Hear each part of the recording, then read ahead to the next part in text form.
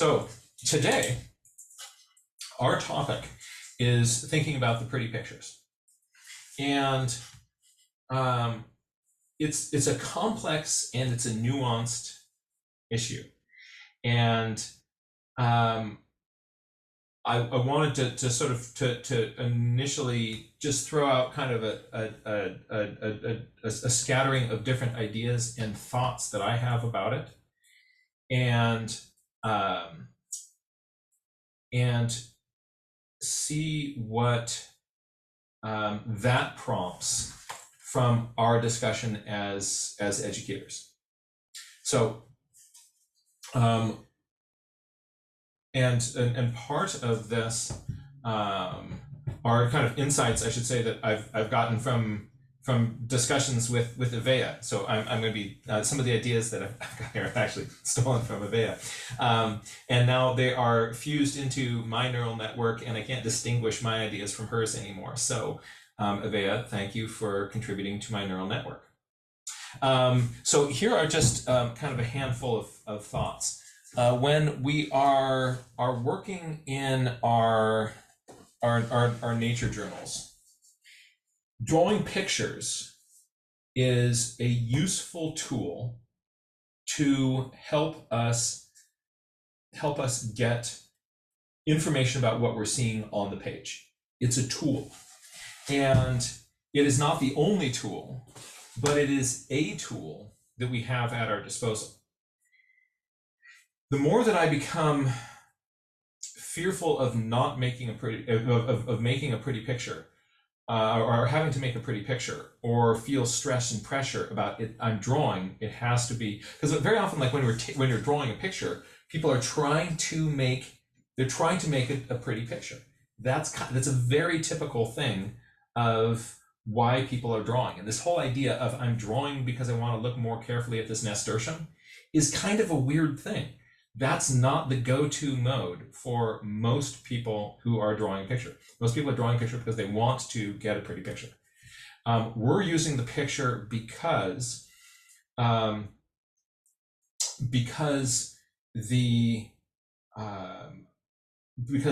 that will engage a part of our brain that will get us to look at this and engage and play with that phenomenon in a way that's different than if we're using words or numbers.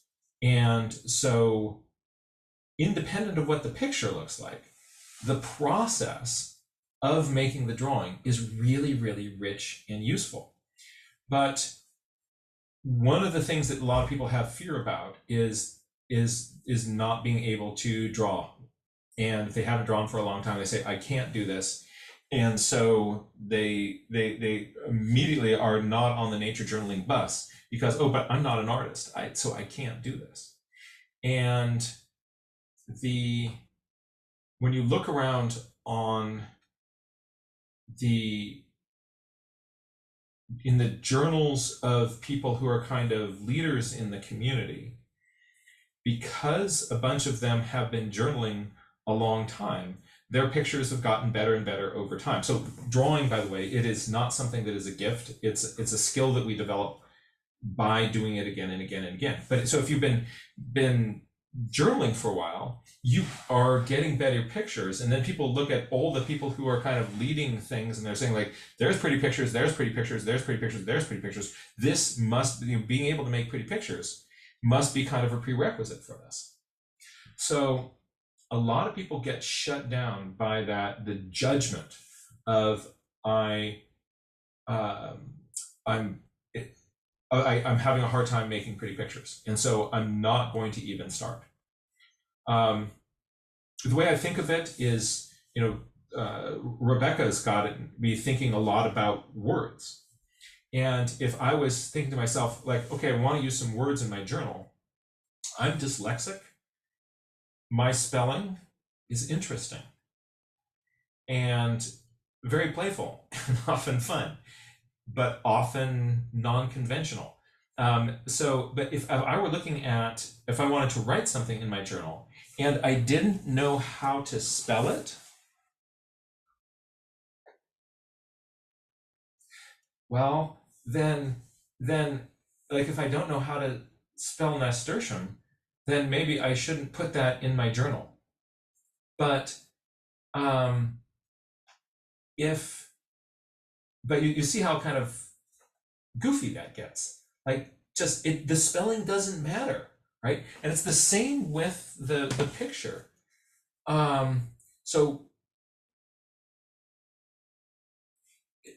if so, think about this in terms of in terms of like, if you're writing something and you don't know how to spell it, and you put it in a way that works for you, writing that word is useful, and the picture is the same way. There is nothing wrong, though, with spelling words correctly in your journal. If you're somebody and spelling comes easily to you, that's fine. If you get a drawing in your journal and it ended up being a pretty picture, that's fine. So it's not that there's anything that is bad about a pretty picture. And sometimes people can get a big shot of dopamine, where like you do something and you're like, gosh, I have created, I have given birth to this thing, and it was a blank page, and look at it now, bless its little heart, right? And that's fun, and that's good. So if somebody's doing something and their page looks pretty, they're not doing nature journaling wrong. I would say the person who's doing nature journaling wrong is the person who's not picking up the journal and using it because of fear and judgment. And so that's where the pretty picture thing can get in. And as educators, it's really, really easy for, we're kind of programmed. A kid comes up and he says, and so she says, look what I did. And the first thing out of our mouth is usually like, oh, honey, that's gorgeous. Oh, that's so pretty. Good for you. I love it. Oh, that is such a pretty picture. Because that's the feedback that we think we're supposed to give to kids. So if we're telling them it's not about the pretty picture, and then we're reinforcing them like, oh, that's such a pretty picture, like, that's great, right? Then there are crossed wires there. And usually the kid who comes up and says, look at what I did, right? That's the kid who's usually getting pats on the head, for which you shouldn't do in all cultures. By the way, don't pat kids on the heads. In some cultures, it's very insulting.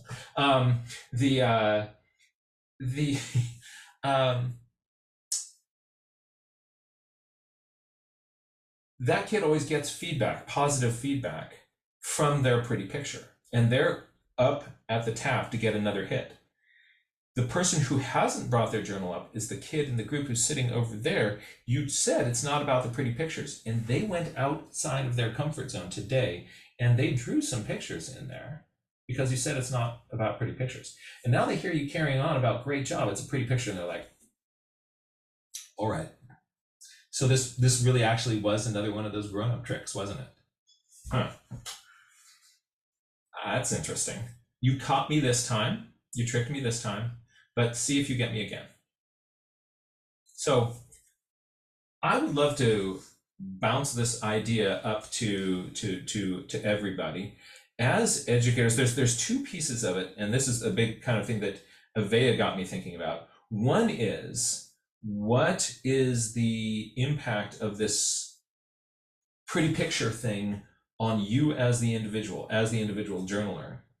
And how does that kind of ripple out and affect us as a community? Those are two different things. And I would love to hear thoughts, comments, and ideas about this. So I see Avea, Eleni, and Marcia and Rosa have ideas here. And we're going to go in that order. I'm going to add Avea into the conversation, and more to come. So what are you thinking about? So first of all, you gave me a huge light bulb moment right now.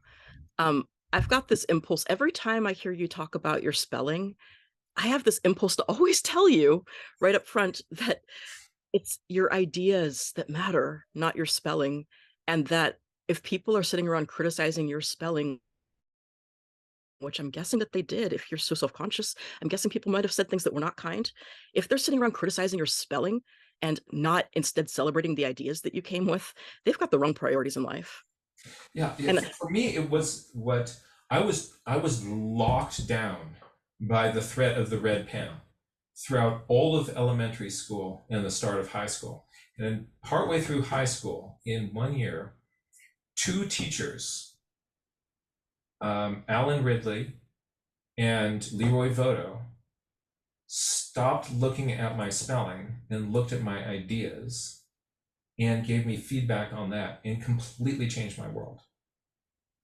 But yeah, lots of people. There was, as a dyslexic, I had lots of shame about the spelling, and I equated that with intelligence. That I thought if I can't spell, then those but we kind of look at it and go like, that's absurd. You can have great ideas and spell them wrong. And it's exactly the same thing with the pictures. Yeah, but still, even as a grown-up, I now still sometimes, the shame and fear of kind of being discovered and outed as really somebody who's not smart. Even as a grown-up, the fear of the red pen and everything that represented, it's still there. yeah, which is why it winds up being so important that we treat our kids extra compassionately, because those lessons that our kids get early, the lessons that we get early.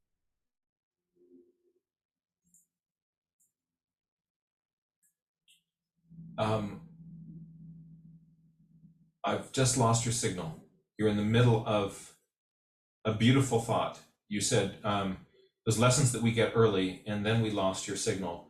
Avea, when you come back, when we get your signal back, let's see if we can pick up from there. Take notes really quick on where you were in that thought, and we'll come back to you. In the meantime, Elaine, hey there. You can now unmute. Beautiful. Thank you. Hi, Jack and everyone. Gosh, you guys inspire me. So I have a few things to say about this. I think that I think of this in terms of external and internal. So internal to me, myself, and I like to make something satisfying to me. So when I'm working on a piece of art, whether it's a journal page, whether it's a canvas, I am in conversation with the piece itself. The piece is a partner, and I want to create something satisfying. Now, I've been at this long enough that I give myself a lot of room to fail, as Samuel Beckett said, fail again, fail better. It's a longer quote than that, but it's got fail again, fail better, because that's how you learn. So I think that internal approach that I have is something I model to my students. I would encourage us to bypass this whole topic of the pretty picture, because I think we're talking about satisfaction for my own self. So that's the internal. Now the external is related to that wonderful topic that we touch off and on, which is about feedback.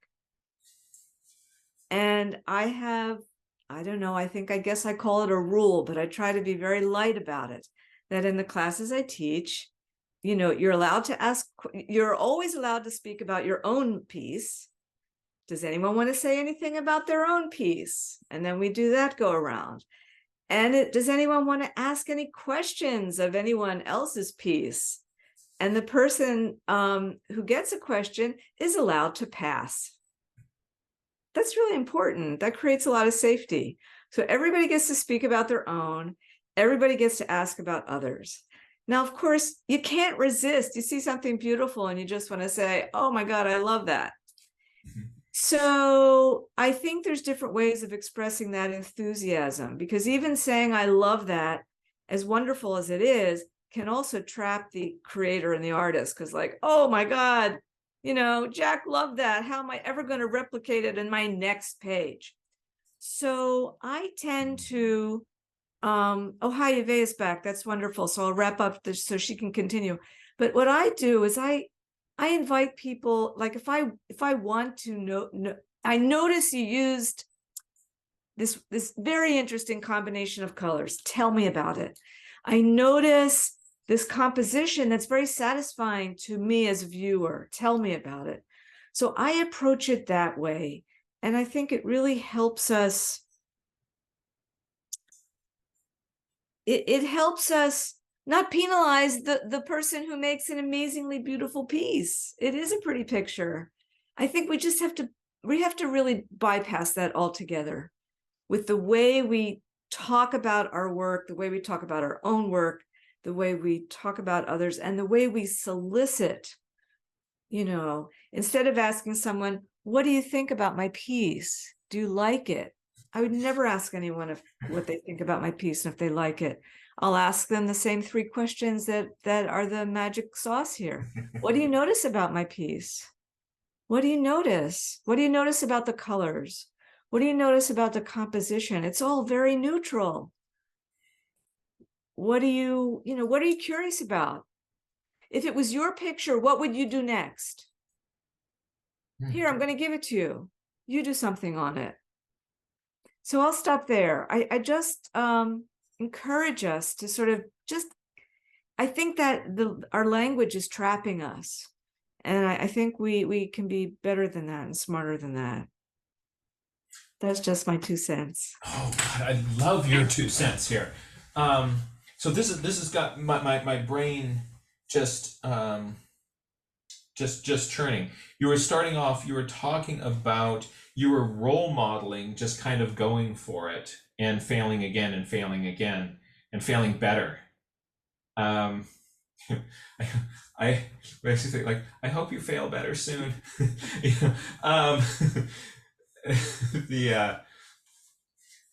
I mean that's such a powerful idea. I love you're also sort of framing this externally and internally. Yes. It's when you are doing something that is when you are a maker, there's a real feeling of satisfaction and connection from that.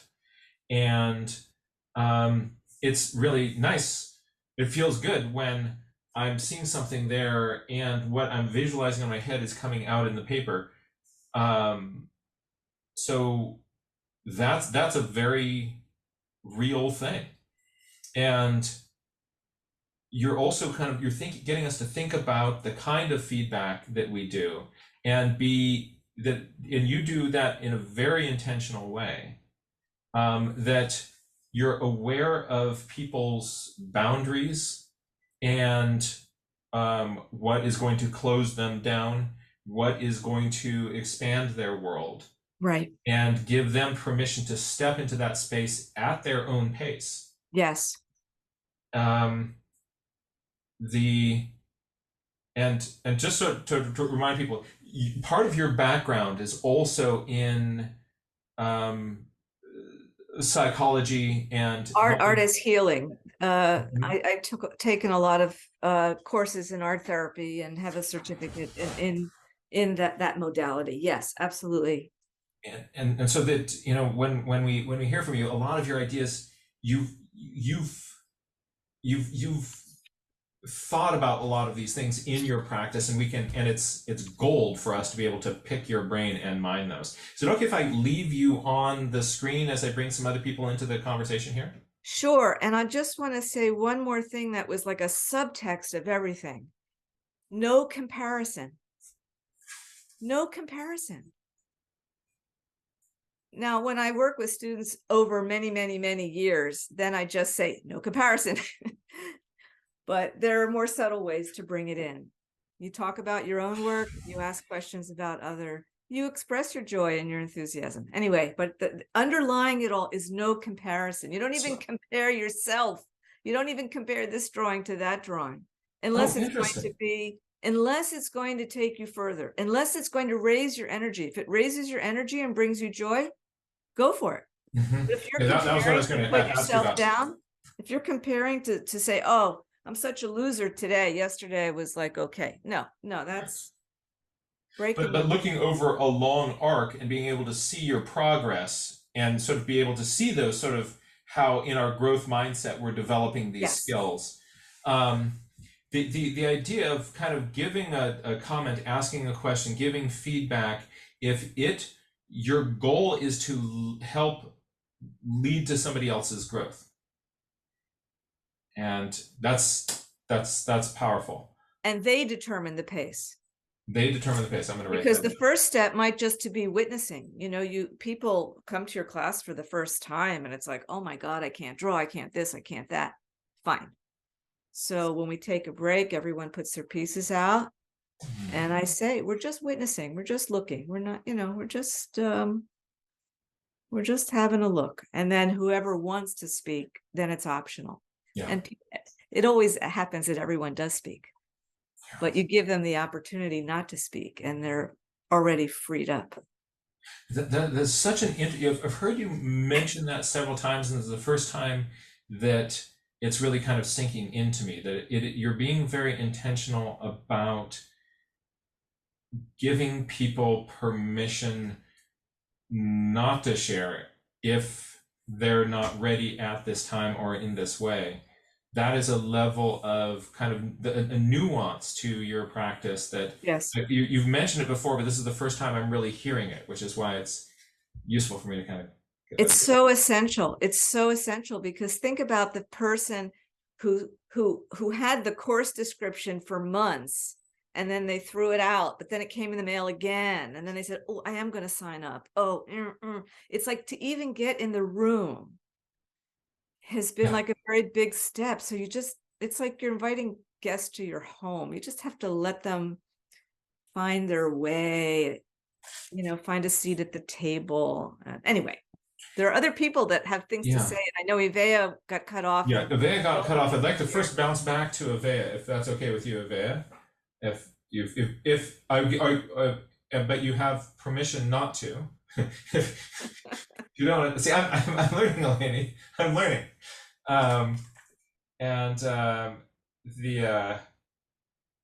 Actually, hold on. I need to make you. Oh, you already are. Sorry, my internet cut out and it seems to be annoying, and so now I'm on my phone and I missed completely what we were talking about, so I don't even remember what I was saying or if it was relevant to what we're talking about now. Where are we at right now? So Eleni has been talking to us about how about the artwork, kind of the internal motivation and drive with it, and sort of the external feedback, how to give feedback in a way that gives people space and room to make mistakes and to grow. And about sort of really taking that role of kind of giving feedback on artwork very, very seriously, and wanting to do that with sensitivity that is not going to bring up judgment and comparison. And it's interesting. I had a Buddhist teacher who said that comparison is the root of all suffering. I don't know if that's necessarily true because I stubbed my toe the other day, but it's a very interesting thought. So do you have any thoughts to kind of tie into that, or should we go to some of the other folks and come back if some of the threads that you were thinking about before return to you? What feels comfortable for you? So we're talking about how we give feedback to artwork, it sounds like. Are we okay? So it's good that we're talking about how we give feedback to artwork. Does this sort of mean that we're treating each Nature Journal page as a potential artwork page? I would hope not. I would hope not, because I think we want to treat each nature. For me, the most important thing about the Nature Journal page is it's not that it's an artwork, but that it is a celebration of their brain's experience with the phenomenon. That's what I would think too, yeah. And sometimes it is also an artwork, and the person is experiencing that and is celebrating that, and you can be there and celebrate that with them. Elena, you had an idea that tied into that. A quick thought. It's really interesting what's an artwork and what isn't. So that's another word I want to bypass. The journal page has a composition. It has techniques. It can be evidence of all kinds of amazing skills. So what might distinguish it from art is that it's in a journal, that it closes at the end of the day, but not the actual physical thing. Because you see a lot of artists that will take things out of journals and replicate them. So context will define it as art or nature journaling, but it might be the same exact thing. Mm-hmm. True. And so how do we know, like, I guess that my question, and I'm thinking about when we give feedback and when we respond to different pages, and if we respond to different pages differently, are there times where we might be accidentally making an assumption that some pages are more meant to be artwork than others? Do you think? Are there times where we might make that assumption? Or we might treat pages differently based off of how we interpret them? I guess that's just a thing I wonder about. A thing that I sometimes like to study in people is about nonverbal feedback that we give. And first, let me say, I don't mean to deprive anybody of any of the positive feedback that they get. If a person's been working hard, no matter what it is on their page, I want them to feel and be truly seen and truly acknowledged. A thing that I said before, and I'll say again, is that what I'd like to improve on, at least as somebody who gives feedback, is I'd like to be a person who looks at the page and doesn't look at the end product, but looks more for the person's experience so that I can ask them about it and so that I can help them relive that joy again when they're able to describe it. That's what I look for. And whether it's that their joy was the nature phenomenon or the joy of creating the art or whatever it is, I want them to be able to feel that again, that joy. And I want them to be able to celebrate more them than what wound up on their page. And so I've noticed that in the community, people look for different things with the feedback. Some people want that feedback. Some people want other people to be wowed by their drawings. And if they want that, then I'm trying to question, should I be discouraging that? But then at the same time, I also know that I have a bias. I tend to look more for the questions because that's more what I'm interested in. And my work is learning how to be a more well-rounded person who sees everybody, because I know that I can be blind to some people's work. I feel like there's more I want to continue, but I wanted to go back to something that I was saying earlier. When Jack, when you said that, when you said the thing that you'd said about spelling, and I'd said the thing back about how I try to, about how I tend to think like I actually don't even notice your spelling until you point it out because I'm so much more interested in your ideas. That frees me up for an affirmation I want to start making for myself about the drawings. If people, or if I should say, I don't want to put this on anybody else but me, if I'm more focused on my own drawings rather than the ideas behind my drawings, then I've definitely got the wrong priorities. Right. So I want to remember that too as an affirmation. But I want to hear more about what everybody else is saying, because I think most of us just want people to feel like they belong no matter what. And knowing that we all have our different backgrounds, that we come from, some from art, some from science, some from education, some from sheer curiosity, some from photographs, some from love of nature, some from words, all of the different things we come from, and we all want to belong. And so I guess that I want to make sure that everybody is receiving the same amount of enthusiasm when people are enjoying their pages. That's more what I'm worried about in terms of the community sense, is that it's so easy to be enthusiastic about the art. And I see people shrink into themselves and when it's not their art being looked at Yeah. or not their pages. And I worry about that because I don't think they're ever on purpose. I don't trust anybody's doing it maliciously. I know that they're not doing it maliciously, but it's the unconscious or the nonverbal things that I see. So for example, somebody might be seeing a page and they might be looking at it and going, oh wow, so I like those questions that you're forming, and that's a really interesting phenomenon. And then the minute somebody's work shows up, they either do like this, they go, or they go, whoa. Right. And completely different level of enthusiasm that is being communicated with those two different reactions. And that's not to say that I don't want the people who got the whoa to be happy about that. It's just that if you're not one of those people who gets it, it pierces you in the heart, seeing somebody else get that and knowing that you yourself didn't. But I'm going to pass the floor to Marcia, Rebecca, and Rosa. Thank you for listening. Yeah.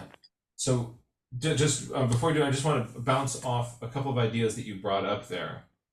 One is when we are giving feedback, our students are paying attention to the order in which we give feedback and the type of feedback which we're giving and the completeness and the time that we're spending on those. All of those send signals about how we value things.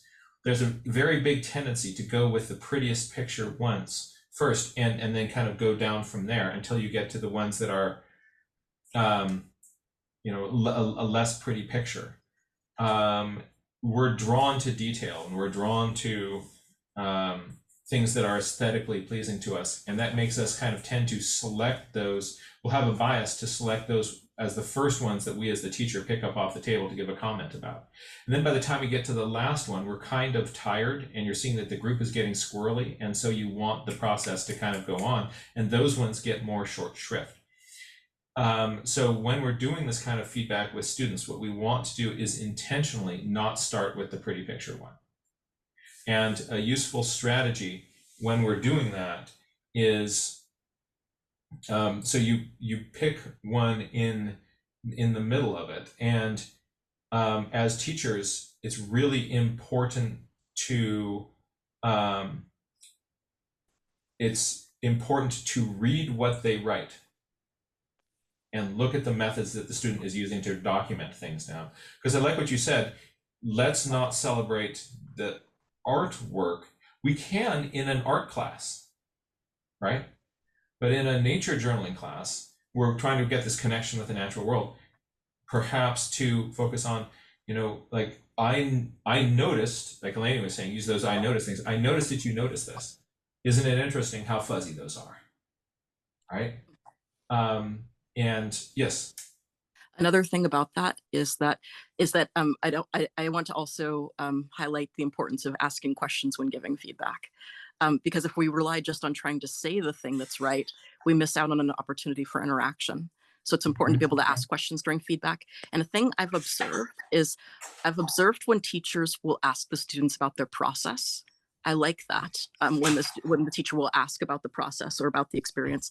The thing that I also notice that I know is by accident is that I've seen some nature journal teachers who ask about the process more or only with the pretty pictures or the results of those, or the ones who are the well-known artists. They'll ask more about their process. They'll praise the process more of those folks. It's important to be able to ask about the process of each of your students, I think. So I wanted to add that in there too. Make sure as a tool, especially because then you don't have to worry about saying the exact right thing. You just have to worry about listening. That's it. Just listening is to make sure. Into what Elaine was just saying, where she's saying, I noticed this. Tell me about it. You're using the feedback instead of from me to you. Here's my feedback. The feedback is I'm inviting you to give more, and that will pull the student more deeply into it. Let's bring Marcia in on this. This is juicy. Add spotlight, and bam, you can now unmute. Okay, I'm unmuted. This is Rich, and the chat is super rich. And I haven't scrolled back, but I know, Ivea, that somebody put up where you ended when you froze or got, so it is back in there somewhere. And I have so many notes that could go like 10 different educator forum ways. Great. And Bill put up, if Bill is still in here, fail often, fail faster. I mean, that was just back a ways, and you know, that was amazing. And it, oh my gosh, where to begin? But I get teaching often the question, do you like this? Do you like it? And my answer is, it's not if I like it, it's what have you accomplished? Or maybe if you're working on shading, did you try it? If you're working on writing a poem about that bird, you know, did you start to do that, or, you know, to write? And sometimes too, it's not just about the words and the numbers and the pictures. And I feel it's like getting into that moment, not necessarily a bird sit.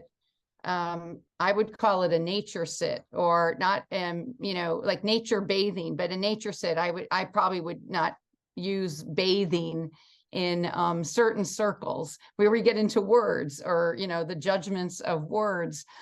But and I always say dance on the page, right? The greatest masters, you saw them do a line and then maybe changed it or attempted to correct it, if you want to say, making it better or different, but it dances on the page. And, you know, use your hand feather or heavier, you know, different things. So not about the final piece, because I think there's something about how art has been taught that it's about the pretty picture. It's about having something done for the school art show or for the this or for that.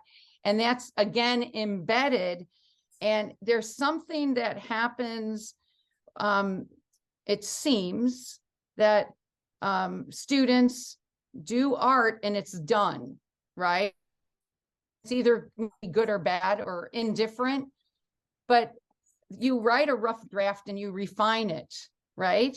In writing or English, you practice your handwriting, you practice your spelling, if you will. But there's something about that picture that goes done up on the refrigerator, and it, you know, and it's done. And so there's this kind of embedded thing that's in doing perhaps art, and I'm just kind of rolling on. But one of the reasons I put my hand up is, and I'll put this in now, I'm not sure if this is the best example, but Maya Lin, who designed the Vietnam Memorial, she scratched out stuff in her proposal and did not think she would get in. And I tried to glance quick to see if the part that she scratched out was in this site. I'm not sure. You know, I was trying to be here and look fast, but I think it's interesting that she won, whatever that means. You know, but she didn't think she would get it, partially because at the last minute she scratched something out. That was okay. And look what happened.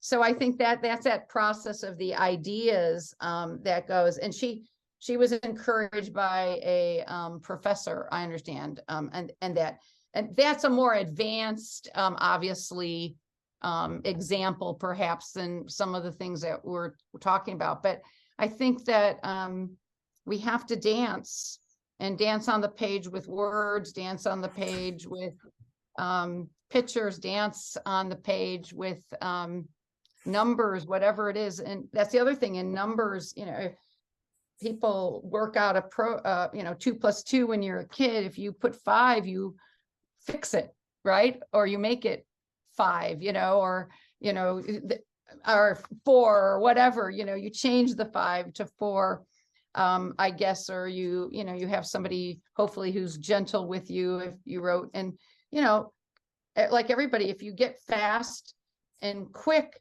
things are different. And then you go back and you read or look and you go, oh, this is what I really meant. So I always, you know, with students will try to say, well, tell me about process. Tell me about all of that. But this is rich. and the chat has been rich. So, you know, the internal, external, what did you learn about it? And how did you feel about it? Did it make you feel good? Or are you frustrated? And that's okay. I think we aren't allowed to have that sometimes also. So anyway, authenticity though, too, because kids will know, or people know, and we talked about that, I think last time a little bit, that, you know, if you hesitate, or like if you say you lean forward or don't lean forward, I don't know if I want to have to learn to be always correct on that. I might want to be aware, but I also want to be available here, you know, which is connecting here now. Because I can tell you that, you know, I did like training with Elizabeth Kubler-Ross and won a scholarship, and you can look at art and you can see a lot through colors. You can see objects and how many and where trauma was and all these different things. And I mentioned before that working with HIV or AIDS patients, you know, and, you know, the training is to lean in to say that you're listening, as long as you really are listening, if you know, you know that. So, yeah. There, you know, it's just, this is just rich. So, and I have intentionally, I'm not sure if I would start with writing or pictures.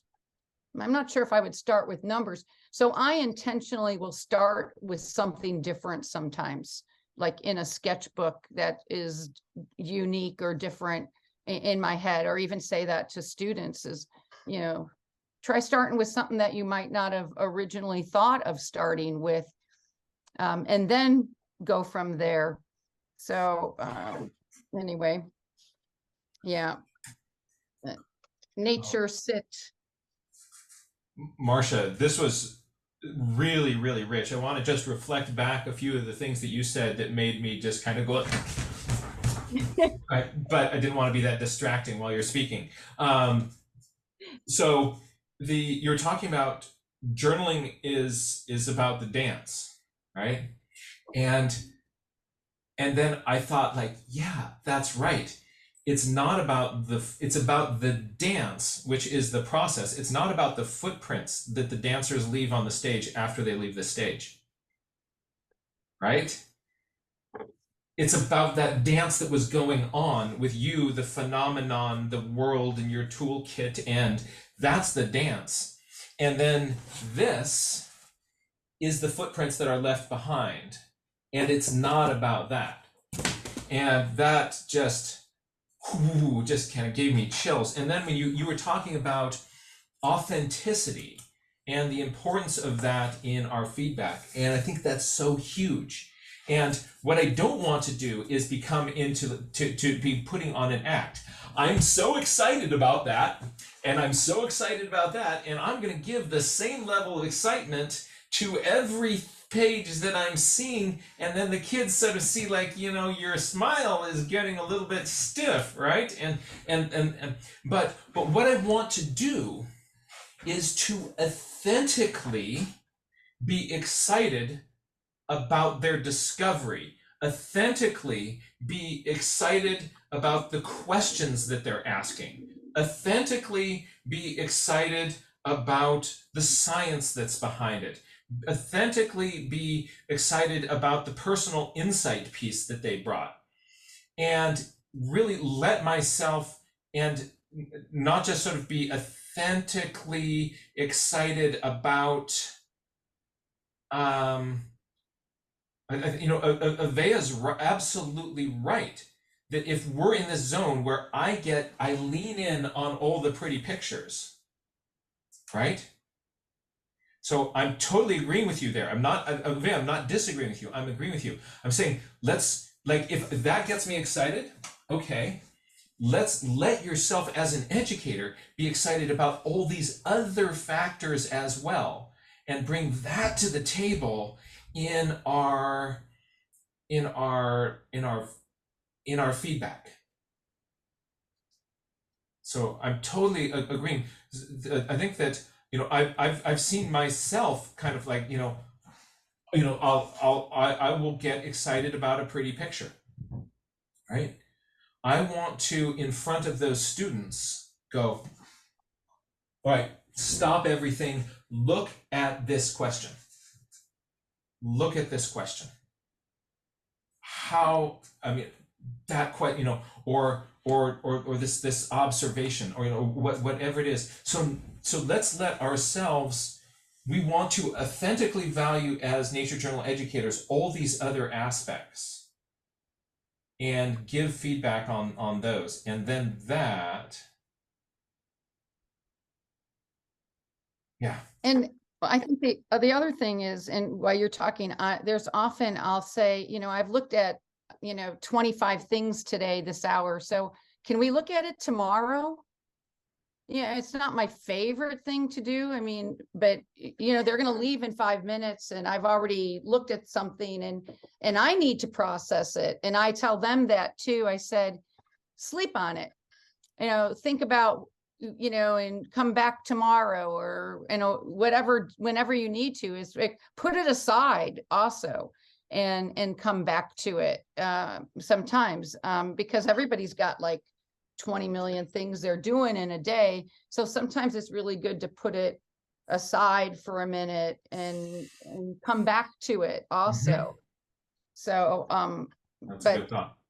Yeah, sometimes I think so. But yeah, so yeah, there's some other thought I had, and then I think it just went out like, as I was talking, but it may come back or later. If it does, we want to hear it. But you also mentioned that the chat is absolutely blowing up. So maybe something which we ought to do in this recording is to make sure that the things that we see, see if we can get a transcript of the chat into the recording, because y'all are chatting like a boss. Before I jump into the order of events, I'd just like to pull one thing out of that chat. There are so many good things.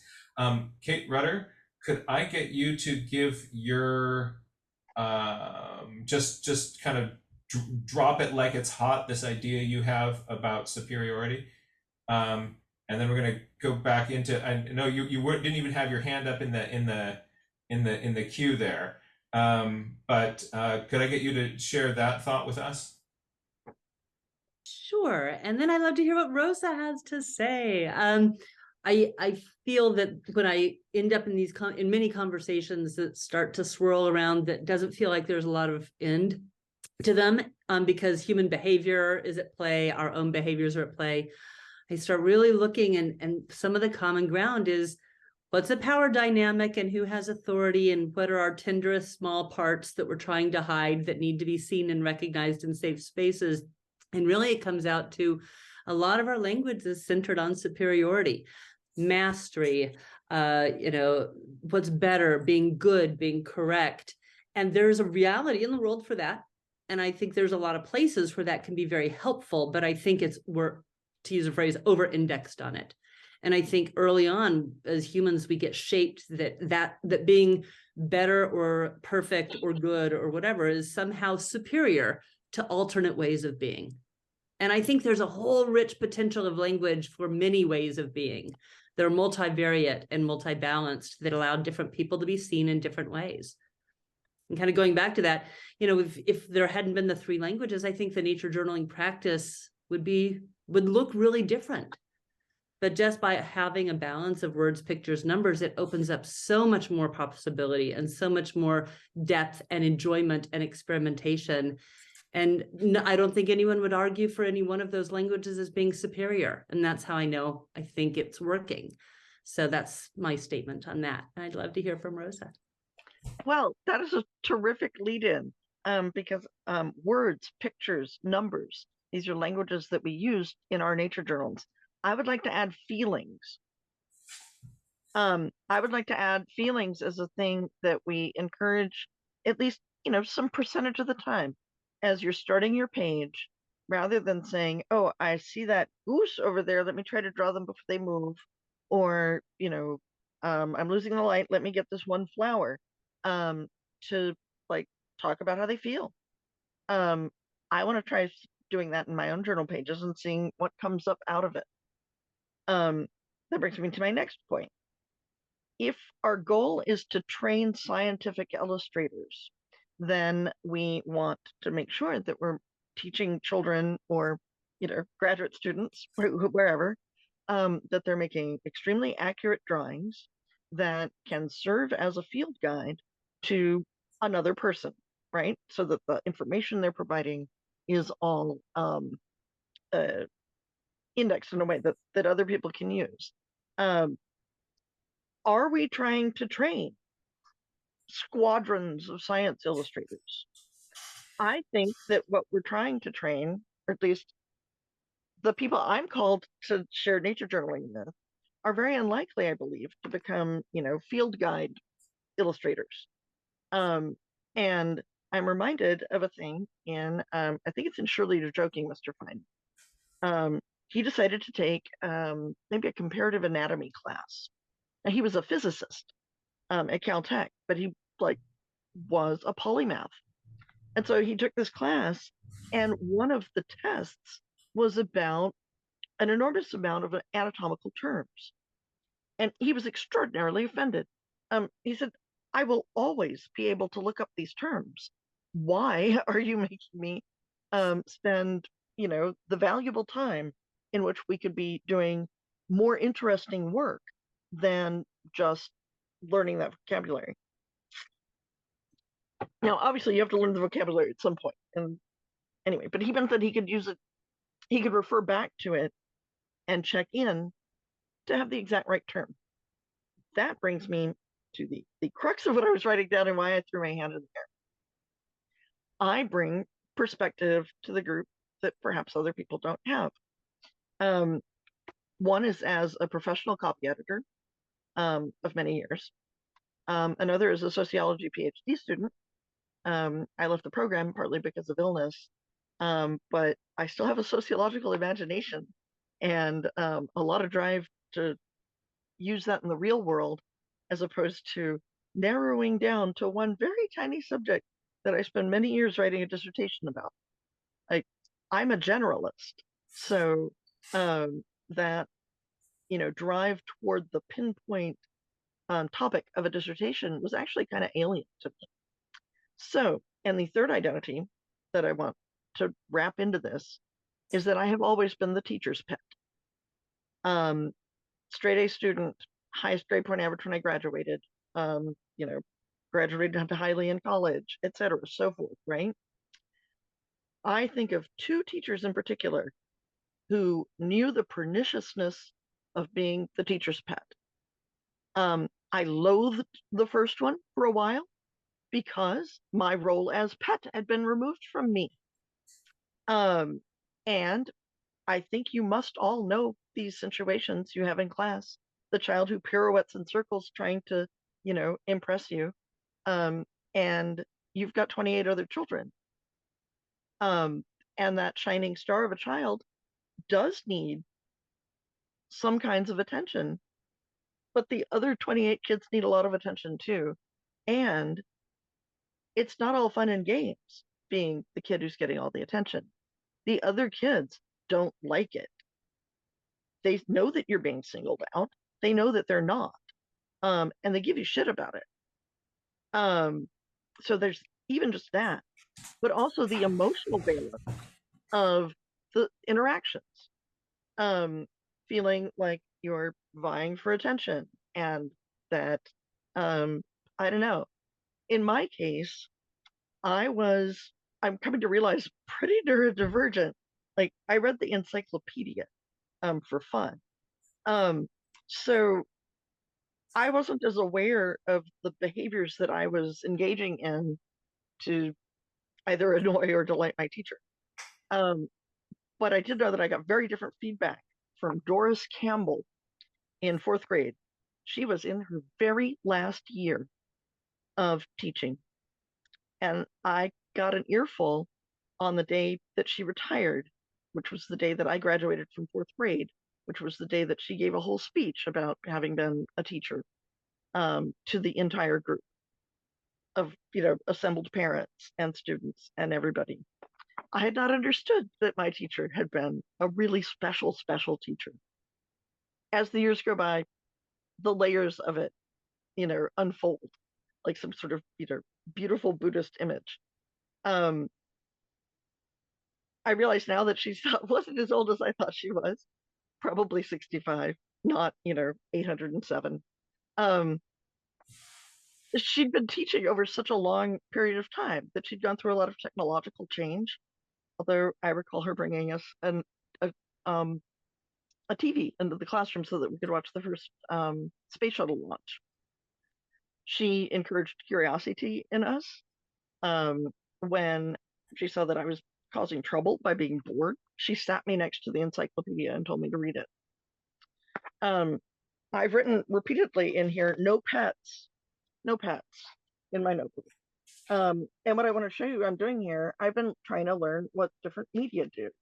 And like here, I've been trying to get over myself. Like sometimes I'm just going to make a mistake. I can't just rip my page off because I made a mistake. Like, you know, the tree made this paper for me. I got to just keep going, right? And part of what I'm trying to learn is how can I be expressive while still being scientifically relevant, right? Like I'm not making up that the marigolds have 18 petals because they usually have 5 to 7. But that's really curious. Many flowers always have the same number of petals. These aren't petals, in fact, they are ray flowers. I've got this whole list of questions about composite flowers that I've been working through. I want to bring this back in to the other identity stuff. As a sociologist, I like to ask questions about like how groups interact and how movements happen. It's frankly amazing to be part of this group as there is such a conscious process going on of thinking about what do we value as a group? What do we have to give the rest of the world? How do we do that in ways that they can receive that? And that can be different in different communities or for different individuals. And so I have not done classroom instruction around nature journaling, but I would like to invite the idea that if you give the kids dandelions and they're nature journaling about dandelions, I don't personally think that the goal should be that they all produce pictures that are nearly indistinguishable. I would be much more interested in finding out, you know, what they think about dandelions. Does it make them happy when they blow the seed pods off? How many seed pods are there? And like blow their mind with like, wait, it's just this one dandelion. But if I take off each individual thing, gosh, that is a lot, right? And whatever lights them up can be encouraged. So my viewpoint as a copy editor, fixing mistakes is my job. If you were the artist or you were the editor or the writer, you're allowed to make mistakes. That's why there's another professional who has a job of being copy editor. The stuff that you put down is your heart. I mean, it's your mind. It's what you were putting down. And I, as copy editor, wouldn't have a job if everybody, you know, did all of the words perfectly, right? We acknowledge, I used to use a hashtag a lot on Twitter, hashtag everybody needs a copy editor, including the copy editor. When you do a magazine, there's somebody who's doing the day-to-day work of looking at all of the things. In a well-run magazine, you hire a professional freelancer who comes in at the very end and has never seen any of it and catches all the things that you forgot because you've seen it 20 times. That's my favorite job. In a sort of flight of fancy, I like to think of myself as the private detective walking in. I'm on the job now. I will take care of this. I'm being silly, right? But my point is, Jack, if you misspell a word, we'll fix it in post. The pages that any of us produce are tools. We're trying to remind ourselves they're tools. They're thinking documents or working documents. And making a beautiful, layout, I've got some lists of stuff that I want to do that with, right? And that's not going to be my everyday, like, how many petals does my marigold have kind of drawing. It might be like trying to come up with composition for the page and how to convey things that I've learned about how to use them in natural dye, or, you know, facts about how long they've been used for natural dyes, like a whole gestalt kind of thing. But to hold myself to that idea for every time I open a page in my notebook is punishing. Nobody could do that. So I think that was a lot of what I said. Working document. Oh, as a professional copy editor, my task is not to be able to win the spelling bee. My task is to know when I think a word looks funny and how to fix it. So I'm actually extremely tuned into words that I sometimes get wrong and always check them. We have tools now that help us make fewer mistakes. You know, and the things that I'm wanting to explore with using video or automated transcription technology, I think will help some people who maybe you're not physically able to use a keyboard, or it's tiring, to be able to express themselves in ways that bring nature journaling to them. Maybe they want to take a photograph and work with it in an art editing situation and layer their text over it that they spoke into the computer. And universal design means we don't only save that fun idea for the person who is so sick and sad that they just have to lay in bed. We could all do any of it. And so these are this is just all feels so rich. I feel like this opportunity to explore how we can appreciate all of the students, because if sustained compassionate attention is love, what does that mean for the kid who doesn't get the sustained compassionate attention? Yep. Yes. Yes.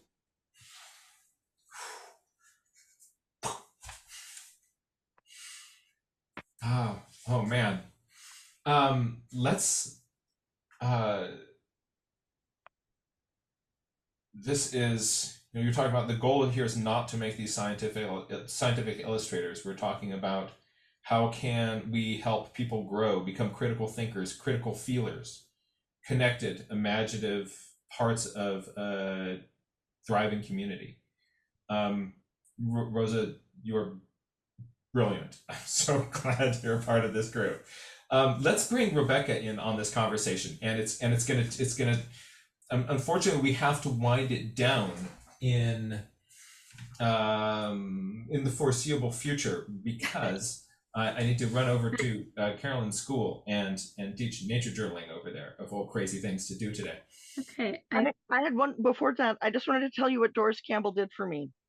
So obviously a year of extraordinary learning experiences, not all of which were things that got marked in the report card, right? The richness of that experience keeps unfolding for me. She had very long hair that she, was silvering, and which she wore herself, usually pinned up just in a bun. She apparently adored the ways that my mother would braid my hair. My Mexican mother, who braided hair in various traditional ways. She asked my mother to braid her hair for the graduation ceremony for our fourth grade. She came to our house and she spoke to me privately. And she said that she knew it had been hard for me to not get quite as much attention as perhaps I had gotten from other teachers, but that this was the last year of her career, and that she knew that it would benefit me in the long run, and that she knew that I was smart enough to get it, even after, suffering 180 days of like, I'm not the favorite. And she thanked me and said that she was, leaving, and that she'd been really grateful to have me as her student, because she had learned from me about these aspects of teaching. And wow, she was trying to take care of 30 kids. And as clever as I am, thank you very much, Jack. This is the perfect audience for me. I hope that I don't take up too much, of the room. I am a generalist. I care deeply about how we teach things to people so that they can be engaged with all of it. It was catnip to me to find out that this is a place where people share poetry as well as drawing pictures while they do scientific observation. So Yeah. thank you all so Yeah. much. Please, other people say some things so I'm not just taking all the air out of the room. You're not an air pirate at all. You are a welcome, joyful catalyst in this community and our conversations. Thank you so much. I would also like to hear from Rebecca about your thoughts, comments, and ideas. Hi. First, thanks to Rosa, and thanks for everybody who's shared so far today. I could say so much about this topic, so I'll try to keep it short, but I think I have a good point to end on. So a couple things. Well, I guess I'll start. I have a singing teacher over Zoom who at least a couple of you have met in our who came to the writing workshop once, and she always asks, do this thing, make these noises. How did that feel? Connecting with your body and the process of singing, and the goal is always to be at, that felt good, or that was easy, and she'll say, do this thing, like, what did you notice about that? What made that different from the other one? And that's all the process is, really. It's the way we do it. It's never ever about, having a pretty voice or a pretty performance or making a pretty picture. It's always about, how do you use your unique voice, which sounds different from everybody else's voice, that's just as different as your fingerprint, in the way that it is today. Because my singing program is for people who have cystic fibrosis and who sometimes struggle with breathing. And it's, when we feel like we're not having a good day for whatever reason, we want to hold ourselves back, and that just makes it even more tension and makes it harder for our voice to come out, when it really can in ways more than we think. And I actually just got off a lesson right before I came to this. You can probably tell my voice is not at its best today, and I need to record a song in the next couple days. I'm like, oh no, what am I gonna do? But she helped me work through it and focus on, how can I be what it is today? And that's all that really matters. And so I just want to share something else that I think is maybe not really adding anything, but is a really important metaphor that's been feeling really powerful to me recently. Is I have recently started learning how to mend things, because I wanna mend some clothes and things and take care of them, and not, consumerism and using the earth's resources and all of that stuff. But so what I think is, and going on this idea of dancing on the page, I was really interesting reading some books about mending and how that connects to connecting to nature and the environment. And the things that people are saying is, don't let the fear of messing it up stop you from, doing mending, because it's better to have it done poorly than have it not done at all and be sitting in the closet and not being used, or just being thrown away because you didn't want to try, you know, stitching something up or putting a patch on something. And a lot of the people, or at least a couple of the authors that I've been reading, also are talking about this idea of like how it um you know, helps us to connect with nature, and also, you know, like our past conversation about healing, is healing, and this is like kind of really become the focus of why I'm doing what I'm doing and the work that I'm sharing with people, is healing our relationship to the environment, finding that kind of healing, or whatever word you want to use if you don't like the word healing, within ourselves, and you know, being more resilient and coping with change, and that yeah, but why this relates to the pretty picture is just back to this whole idea that the important thing that's happening here, like at least to my perspective, the reason that we're doing what we're doing, that itself, that is never going to show up on the page. I actually put it before, this is just the footprints of the dance that is us mending our relationship with the world and with each other, and helping to mend the environment and the land at the same time. Wait, I'm not muted. I'm flipping the hell out over here. I am totally flipping the hell out over here. My username everywhere is Yarnivore, Yarnivore. Mending, I am wearing, this is, I think, a 16-year-old hoodie, which I consider a talisman. And it actually needs a round of mending on its gizmos. I experimented with having a hole in it. Turns out I don't really like that, and so I can sew the hole back up. You know, I wanted the hoodie. They didn't have a zippered one, so I made a zipper on it. You can do that. And I wanted it to be cuter, so I put trim on it. And so this is a beloved garment that reminds me of a time in my life where I went to a conference. It reminds me that cotton is precious and water hungry and pesticide hungry, and that wherever the hell this cotton was grown, like, they grew it once. I don't need them to grow it 15 times for me, for one hoodie, right? I am very pumped about this topic, Rebecca, and would be honored and thrilled to explore it with you. My mother was a seamstress in a factory.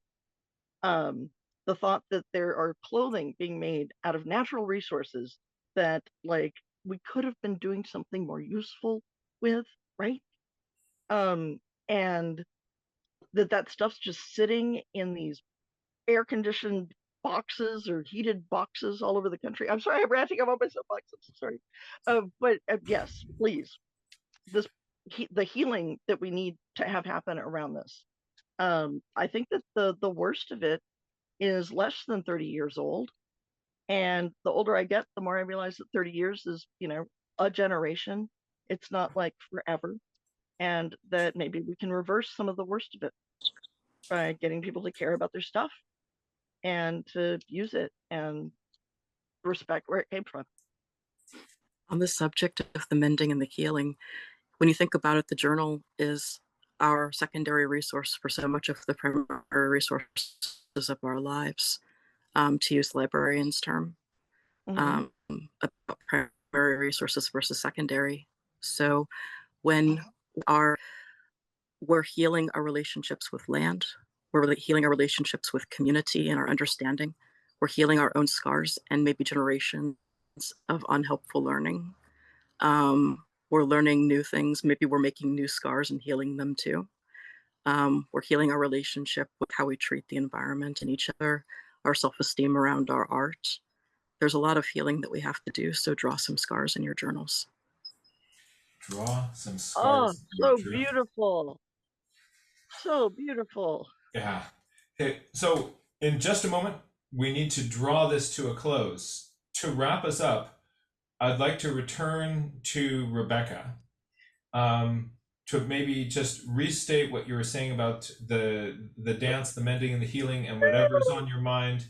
And then we will bring this part of our discussion to a close. Dear friends, we will be back here again, probably not next week, but the week after that.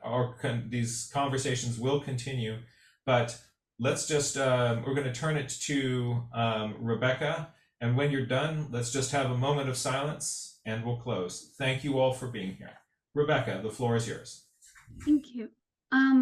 So the last thing that I wanted to say is about, and I wish that Susan was still here, because we had an interesting thing happen in the chat that I kind of realized my own bias on this topic of pretty pictures, because I'm, more about everything that I just said and what's the experience that we're having. I want people to have the experience. I want people to spend time in nature. I come from a tradition of doing field notebooks where it's done when you're outside in the moment of your observation. And, and there's nothing wrong with doing things inside, but I would rather see people do more of that than, spend hours and hours inside on one picture instead of spending time outside and instead of having that experience. But as we said in the chat, if some people want to do that, that's great. That's their goal and their purpose and reason for doing it. And so it just kind of made me realize that's one of my biases, is towards the scientific part and also the emotional part of it, and not as much of the pictures. But we're also seeing in the chat, it seems like it's easier for people to pay attention to the pretty pictures and to the artwork, because part of appreciating beauty, part of being human, is having an appreciation for beauty and being drawn towards that.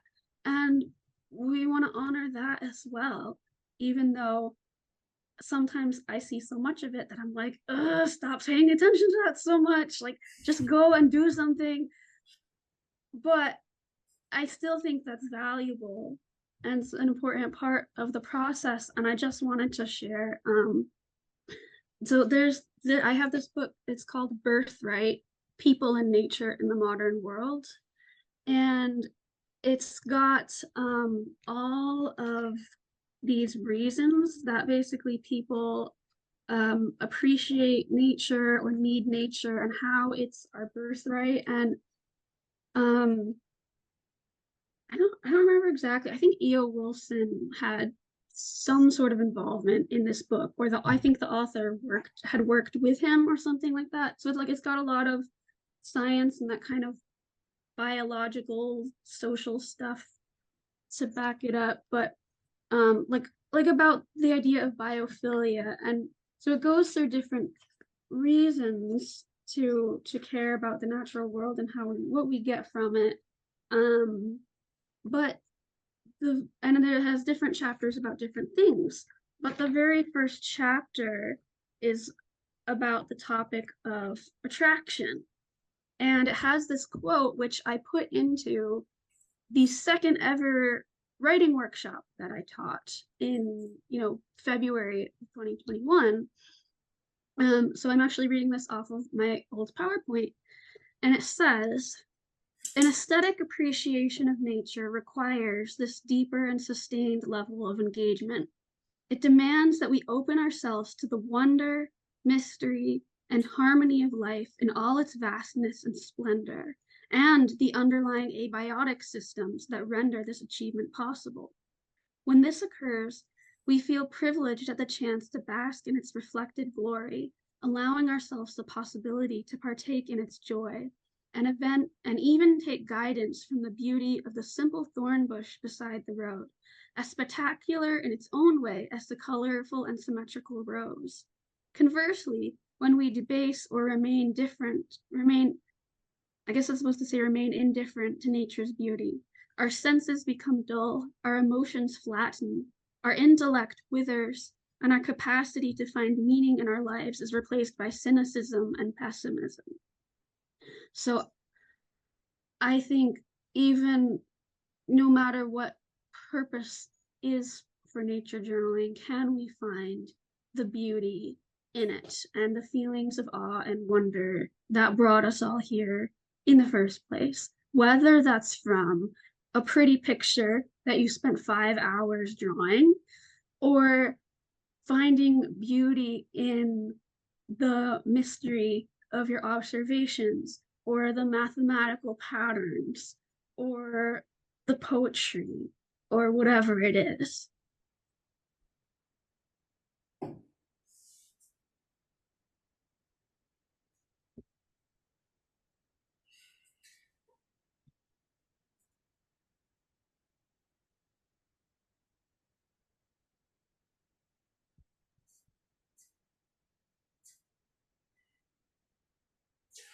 Before I close, please email that quote to me and we'll include it in the description. Rebecca, thank you so much for bringing us out that way. Deep respect.